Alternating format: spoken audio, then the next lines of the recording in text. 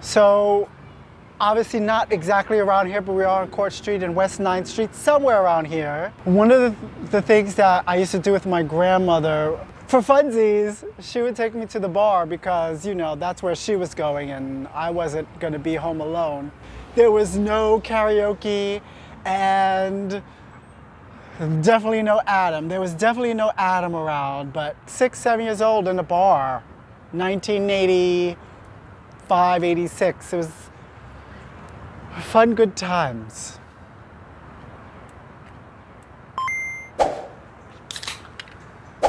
I know, believe it or not, I was a 7-year-old on the street.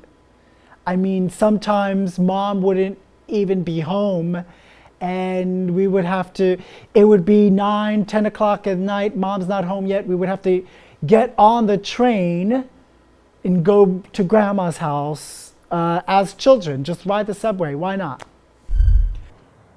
So that flagpole was there forever and it was literally a beacon. It's like, oh shit, you know you're home.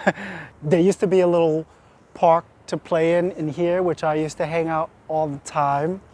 And then just beyond that was home. Let's go have a look. We talk differently about those with mental illness, but there was specifically a woman who used to run around the neighborhood. She lived in this building. She didn't wear any shoes. She would just run around with no shoes on. And the rumor was that if you were caught by her, she would take you and kidnap you. a little hood rumor there. But this is 464 Columbia Street. This is where my grandmother used to live, and pretty much we all lived at one point. But it would be home. It was, I would consider it my second home. I don't even remember the apartment number. I think there's apartment numbers listed on it. Let's go look at them. Are you recording?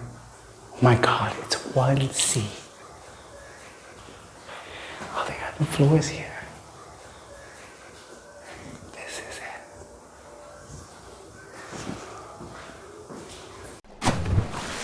So, in the pool, Grandma would sit here, whether it was by the tree or just right here, with her little chair, her little Puerto Rico chair, and a cigarette, of course, and her knitting, and her cap, and her little skippies and cut shorts. She would just sit here, smoke and knit, and if I needed a snack, she would just hand it to me. Now, of course, these gates over the slats weren't here, so it was just slats, so you just do the exchange very easily.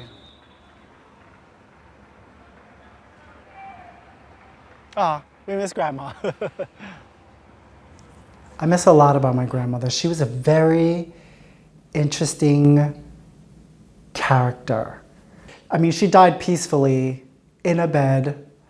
I mean, it was her bed in my mother's apartment in New York City, but I know deep down my grandmother would have loved to be back in Puerto Rico. She did end up, you know, building her own home. A nice little 1-floor concrete house that she built from scratch. The way in which my grandmother fell ill ultimately was all the things that brought her joy, which was painting her house in Moca, Puerto Rico, getting on a ladder, getting a paintbrush, just painting, I believe it was white and maroon. And you know, in Puerto Rico, there's like this color scheme. Like if your house is one solid color, you paint the edges a different solid color, and it's usually a darker trim. Maybe the rain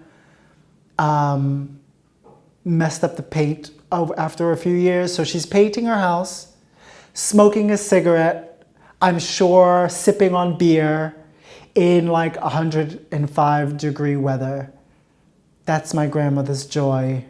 Now, one of Grandma's most ambitious projects, of course, was painting the outside of her house in Puerto Rico.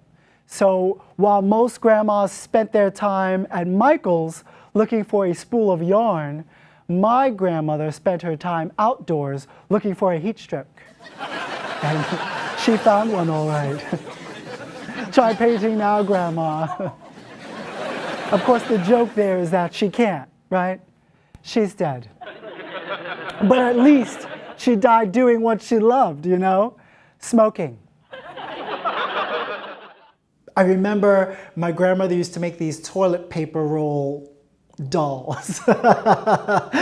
These creepy toilet paper dolls. She would make the big dresses that would go over a toilet paper roll, and then on top of it would be the top of the doll, like a fashion doll made of plastic with a little bouffant and the nice little cat eyes.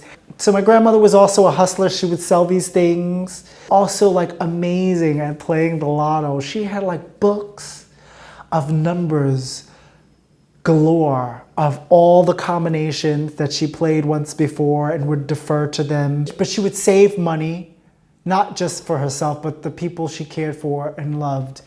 And my own relationship with my grandmother, who again was pretty much my mother, my second mother, she just was always supportive. I remember one of the things she would do to make me feel comforted, she always had, like, especially for me, and I don't know if it was I liked them or because of her I liked them, peanut M&Ms.